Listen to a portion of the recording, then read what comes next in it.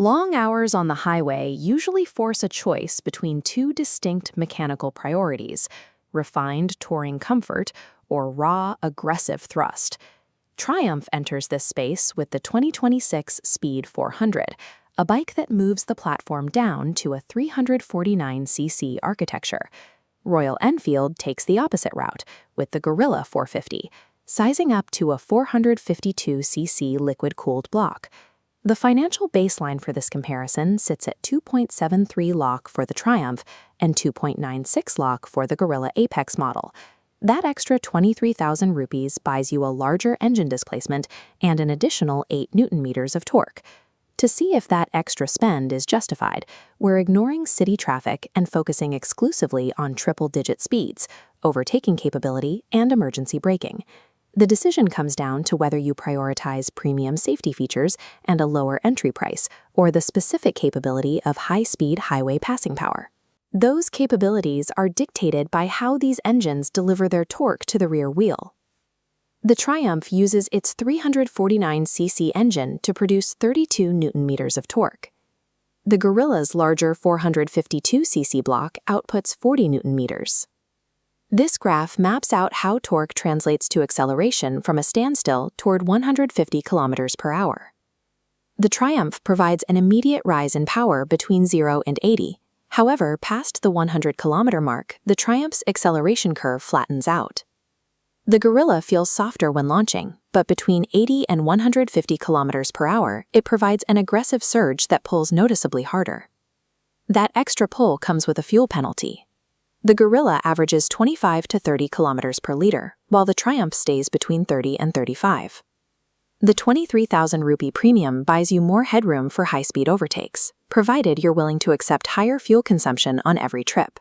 Highway safety also depends heavily on how effectively a bike can scrub off that speed during an emergency. The Triumph uses a 300mm disc paired with upside-down forks. It includes standard traction control. The Guerrilla features a 310mm disc, but uses standard telescopic forks and offers no traction control. These hardware choices mean the Triumph offers a faster, more communicative initial bite when applying the brakes. During aggressive downshifts or panic stops, the Triumph's electronics actively prevent the rear wheel from breaking traction. The Guerrilla's rear ABS tends to trigger early under heavy loads, which can make the stopping distance feel longer than expected. Managing the Guerrilla's 40 Newton-meters on a wet highway requires much more precise throttle control from the rider because there is no electronic safety net. The lower-priced Triumph offers a more predictable mechanical and electronic framework for high-speed riding. Beyond the mechanical specs, the physical geometry of these bikes determines how quickly you'll feel fatigued on a long ride. The Guerrilla's 780mm seat height encourages a forward-leaning, aggressive posture. It also features a cramped pillion area, making it difficult to carry a passenger for more than short distances. The Speed 400 uses a taller 803mm seat that allows for a more neutral, upright spine. It also provides a dedicated pillion seat with built-in grab rails for a passenger.